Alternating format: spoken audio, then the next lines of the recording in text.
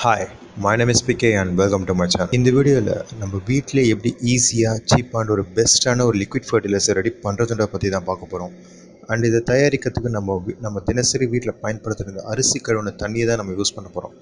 So இந்த அரிசி கழுவின தண்ணியை வச்சு ஒரு வளர்ச்சி ஊக்கி, ஒரு உரம், அப்புறமா ஒரு பூச்சி விரட்டி இந்த மூணையும் நம்ம எப்படி தயாரிக்கலான்றதை இந்த வீடியோவில் நான் கம்ப்ளீட்டாக எக்ஸ்பிளைன் பண்ணியிருக்கேன். முடிஞ்ச அளவுக்கு இந்த வீடியோ ஃபுல்லாக பாருங்கள். ஒரு சவுத் இந்தியனா நமக்கு அரிசின்றது ஒரு தினசரி உணவு. ஸோ இந்த தினசரி உணவான அரிசியை நம்ம எப்படியோ நம்ம கழுவி தான் நம்ம யூஸ் பண்ணுவோம். அண்ட் ஒன்ஸ் நம்ம அதை வாஷ் பண்ணதுக்கப்புறமா எய்தர் அந்த தண்ணியை நம்ம ஒன்று எடுத்துகிட்டு போய் கொட்டிடுவோம், அப்படி இல்லைன்னா செடிக்கு டைரெக்டாக அப்படி கொடுக்கறதுனால செடிக்கு நன்மைகள் நடக்கும். ஆனால் இது கரெக்டான மெத்தடில் யூஸ் பண்ணால் ரொம்ப அதிகமான நன்மைகள் நமக்கு ஈஸியாக நடக்கும். ஏன் பர்டிகுலராக இந்த அரிசி தண்ணி மூலமாக நம்ம தயாரிக்கிறோன்னா, இந்த அரிசி தண்ணின்றது ஒரு சீப்பான மெட்டீரியல், நமக்கு இது ஃப்ரீயாகவே கிடைக்கும். அண்ட் இது வந்து ஒரு ஈகோ ஃப்ரெண்ட்லியான ஒரு ஃபர்டிலைசர்.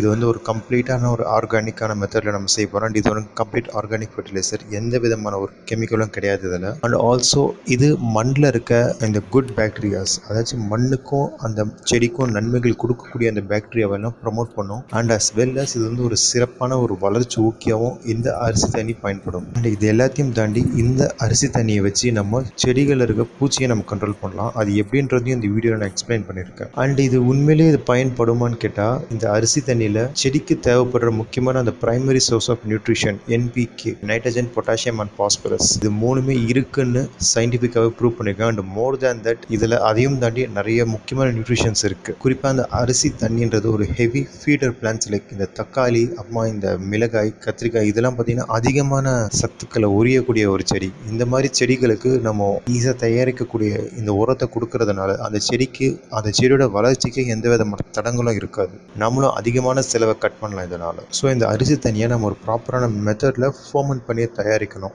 ஸோ இதை ப்ராப்பராக ஃபர்மெண்ட் பண்ணுறதுக்கு அந்த அரிசி தண்ணியை எந்த விதமான தூசியோ குப்பையோ இல்லாமல் தனியாக எடுத்து ஒரு வாரத்துலேருந்து 10 நாளைக்கு அதை நம்ம அப்படியே வைக்கணும்.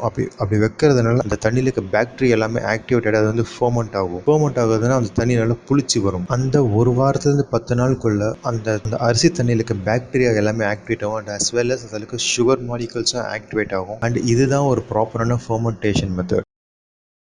ஹாய், எக்ஸாக்டாக ஒரு 10 டேஸ்க்கு அப்புறம் அதோட ரிசல்ட் இது தான். இதுக்கு முன்னாடி நீங்கள் பார்த்துருக்கலாம், அது வந்து ஒரு பிளாஸ்டிக் பாத்திரத்தில் இருந்தது. அதை வந்து நான் ஒரு பாட்டிலில் போட்டு டைட்டாக சீல் பண்ணிட்டேன். பிகாஸ் ஃபர்மெண்ட் பண்ணுற விஷயம்லாம் ஓப்பனாக வச்சா ரொம்ப அதிகமாக அதில் முக்கியம். அண்ட் அந்த இன்செக்ட்ஸ் அந்த மாதிரி தேவையில்லாத விஷயம்லாம் அதை அட்ராக்ட் பண்ணும். அண்ட் இதுலேருந்து ஒரு பஞ்சன்ட்டான ஒரு ஸ்மெல் வேறு வரும். ஸோ இப்போ இது எந்த அளவுக்கு ஃபர்மெண்ட் ஆகிருக்குன்னு செக் பண்ணலாம். யூ கேன் சி இது இந்த லெவல் அளவுக்கு தான் ஃபில் ஆகிருக்கு. அண்ட் இவ்வளோ கேப் இருக்குது. பட் ஆனால் என்னால் அதை சுத்தமாக ப்ரெஸ் பண்ண முடியல, அந்தளவுக்கு உள்ள கேஸ் ஃபார்ம் ஆகிருக்கு. So that means this has completely fermented. இது நல்லா புளிச்சிருக்கு. இப்போது இன்னொரு இம்பார்ட்டண்டான விஷயம் என்னென்னா, இந்த அரிசி தண்ணியோட எல்லாமே பார்த்திங்கன்னா இந்த பாட்டமில் போய் செட்டில் ஆகிட்ருக்கோம். நம்ம யூஸ் பண்ணுறப்போ இதையும் சேர்த்து தான் யூஸ் பண்ணணும். இதை மட்டும் தனியாக எடுத்துடலாம் கூடாது. Because the whole thing matters when it's come to this particular fertiliser. நம்ம இப்போ ஓப்பன் பண்ணிடலாம். இது ஓப்பன் பண்ணுறப்போ இந்த கூல்ட்ரிங்க்ஸ் பாட்டில் ஓப்பன் பண்ணுற மாதிரி ஒரு அந்த கேஸ் ரிலீஸ் ஆகிற சவுண்ட் ஒன்று வரும்.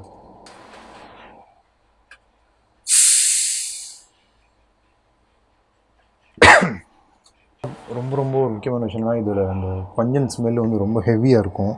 And you can see this, இந்த ஒரு சின்ன ஒரு ஃபார்மேஷன் மாதிரி மாறி இருக்கும். இப்போ இதில் நம்ம ரெடி பண்ணி வச்சுருக்க இந்த லிக்விட் ஃபர்டிலைசர் எப்படி யூஸ் பண்ணுறதுன்னு பார்த்துடலாம். வந்து இந்த 5 லிட்டர் எண்ணெய் கேன் இருக்குது. ஜஸ்ட் இதோட கேப்பில் வந்து ஒரு ஹோல்ஸ் மாதிரி போட்டு இதை தான் நான் அந்த பூவாளி மாதிரி யூஸ் பண்ண போகிறேன். இந்த வாட்டரிங் கேன் சிஸ்டம். 5 லிட்டர் கேனில் வந்து தண்ணி நான் இந்த அளவு தான் ஃபில் பண்ணியிருக்கேன்.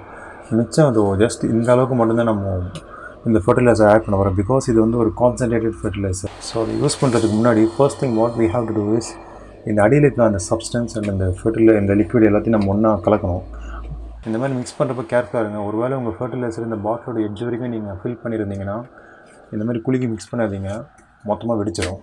ஸோ இந்த மாதிரி கம்மியாக இருக்கும்போது ஓகே, அப்படி ஃபுல்லாக இருந்ததுன்னா தனியாக எடுத்து நீங்கள் மிக்ஸ் பண்ணிக்கோங்க. அது ரொம்ப சேஃப்.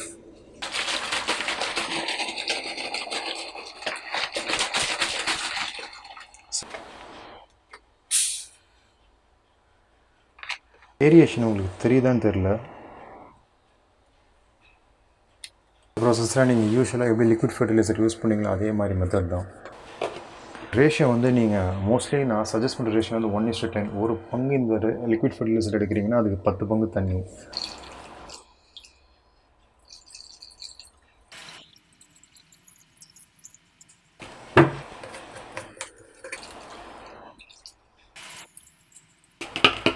எவ்வளோ நாள் இந்த ஃபர்டிலைசர் நம்ம வச்சுருக்கலாம்னா, முடிஞ்ச அளவுக்கு இது ஒன்ஸ் இது ரெடியானதுக்கப்புறமா நீங்கள் ஒரு ஒன்ஸ் இது நீங்கள் செடிக்கு கொடுத்து காலி பண்ணிவிடுங்க. அண்ட் இது வந்து ரெகுலராக அப்படி ப்ரிப்பேர் பண்ணிகிட்டே இருங்க. ஏன்னா அது ரொம்ப நாள் வச்சுட்டு இருந்தால் இதில் வந்து ஒரு கைண்ட் ஆஃப் ஒரு வாசனை வரும். அது சகிக்க முடியாத அளவுக்கு இருக்கும். இந்த லிக்விடை வந்து ஜஸ்ட் லிக்விட் ஃபர்டிலைசரை மட்டும்தான் யூஸ் பண்ண முடியுமானா கண்டிப்பாக கிடையாது. இதை நீங்கள் இன்னொரு விஷயத்துக்கு ஒரு யூஸ் பண்ணலாம். எதுனா பெஸ்ட் கண்ட்ரோல், இந்த பூச்சி தாக்குதலுக்கு இந்த ஃபர்டிலைசர்ன்றது ரொம்ப ரொம்ப யூஸ்ஃபுல்லாக இருக்கும். எஸ்பெஷலி இந்த மாவு பூச்சி தாக்குதல் வந்து நம்ம என்ன ஸ்ப்ரே அடித்தாலும் கண்ட்ரோல் ஆகாது. பெஸ்ட் கண்ட்ரோலுக்கு நமக்கு இந்த மாதிரி ஒரு ஸ்ப்ரேயர் பாட்டில் தேவை.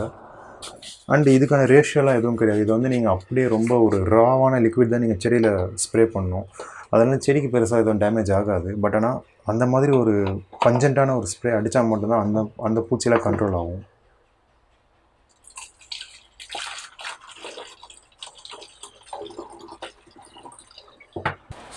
எல்லாத்தையும் நம்ம எப்படி யூஸ் பண்ணுறதுன்னு பார்த்துக்கலாம். ஸோ இந்த லிக்விட் ஃபர்டிலைசர் எந்த டைமில் யூஸ் பண்ணுறதுன்னு உங்களுக்கு ஒரு சின்ன டவுட் இருக்கலாம். மோஸ்ட்டாக செடி ஒன்ஸ் பூ வைக்க ஆரம்பிச்சதுக்கப்புறமா நீங்கள் இந்த லிக்விட் ஃபர்டிலைசர் யூஸ் பண்ணுறது அந்த செடிக்கு மிகப்பெரிய ஒரு ஹெல்ப்ஃபுல். எக்ஸாம்பிள், இந்த செரி டொமேட்டோலாம் இப்போ தான் பூ வைக்க ஆரம்பிச்சிருக்கு. அண்டு ஒரு சில பூக்கள் வந்து காயாகவும் மாற ஆரம்பிச்சிருக்கு. இதுக்கு ஒரு கரெக்டான ஒரு ஃபர்டிலைசர் இப்போ கொடுக்கறது ஒரு important. This also applies for regular tomato.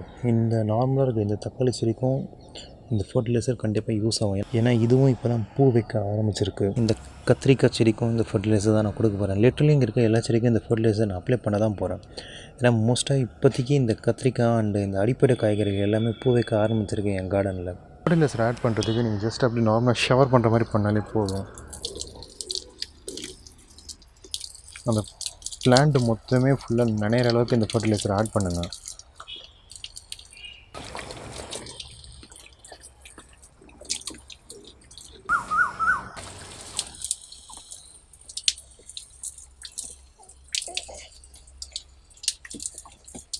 இப்போ நீங்கள் பார்க்குறது இந்த கொத்தவரை செடி. இது எப்படி வளர்க்குறது இப்போ தான் ரீசெண்டாக வீடியோ கொடுத்துருக்கோம் நம்ம சேனலில்.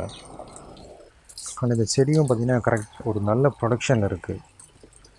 அந்த இதுக்கும் இந்த மாதிரி ஃபர்டிலைசர் ஆட் பண்ணுறது ரொம்ப ரொம்ப இம்பார்ட்டண்ட்.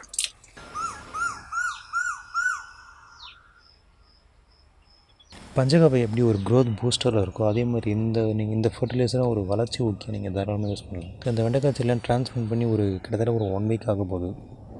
ஒரு க்ரோத் பூஸ்டர்னால் ஜஸ்ட் இந்த மாதிரி நீங்கள் ட்ரென்ச் பண்ணி விடலாம் அந்த பிளான்ட்டை.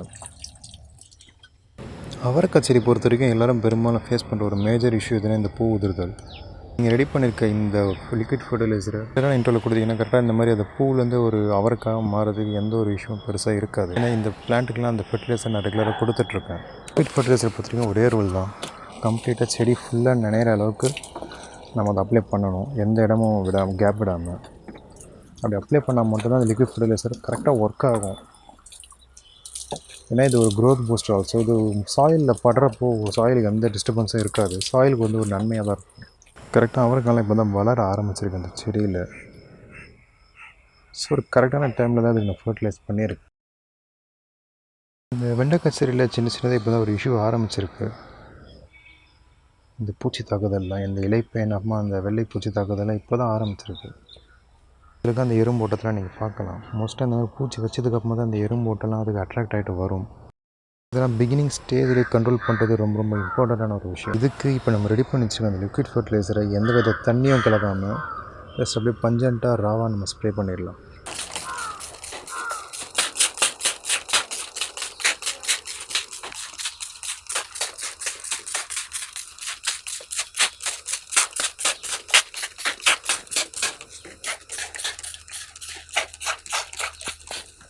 I think that's it for this video. இந்த வீடியோவில் நம்ம தினசரி பயன்படுத்துகிற இந்த அரிசி கழுவுன தண்ணியை வச்சு ஒரு உரத்தை எப்படி தயாரிக்கிறது, அந்த உரத்தை எப்படி ப்ராப்பராக யூஸ் பண்ணுறதுன்றத ஒரு கம்ப்ளீட் வீடியோவை பார்த்துருக்கோம். ஸோ இந்த மாதிரி ஒரு ஆர்கானிக்கான மெட்டீரியல்ஸ், வீட்டிலே தயாரிக்கக்கூடிய மெட்டீரியல்ஸ் வச்சு ஒரு ஆர்கானிக்கான கார்டனை நீங்களே உருவாக்க கற்றுக்கோங்க. ஏன்னா அதுதான் ஒரு லாங் டேர்மில் எப்போவுமே சஸ்டெயின் ஆகும். நம்ம வெளியே கடைகளில் கம்ப்ளீட்லி ஆர்கானிக் 100% ஆர்கானிக்னு லேபிள் போட்டு இருக்க பாட்டில்ஸை வாங்கி நம்ம பயன்படுத்துறதை விட இந்த மாதிரி ஒரு சிம்பிளான சின்ன சின்ன மெத்தட் மூலமாக நம்மளே நமக்கு தேவைப்படுற உரத்தை ஈஸியாக தயாரிச்சுக்கலாம். அண்ட் இந்த மாதிரி தயாரிக்கிற ஃபர்டிலைசர் குறிப்பாக இந்த அரிசி தண்ணி மூலமாக நம்ம உருவாக்குன இந்த உரம்ன்றது காய்கறி செடியும் தாண்டி பூச்செடிகளுக்கு ரொம்ப ரொம்ப முக்கியமாக கொடுங்க. ஏன்னா இது அந்த பூக்களை நல்லா ஒரு திரட்சியாக பூக்க வைக்கிறதுக்கும் அதோட பூக்களோட எண்ணிக்கையை இன்க்ரீஸ் பண்ணுறதுக்கும் கண்டிப்பாக பயன்படும். ஸோ ஒரு ரெகுலரான இன்டர்வலில் இந்த ஆர்கானிக் ஃபர்டிலைசரை நம்ம யூஸ் பண்ணுறப்போ செடிகளுக்கு அந்த நியூட்ரிஷன் டிஃபிஷியன்சின்றது பெருசாக வராது. ஒன்ஸ் நியூட்ரிஷன் டிஃபிஷியன்சி எதுவும் இல்லாமல் அண்ட்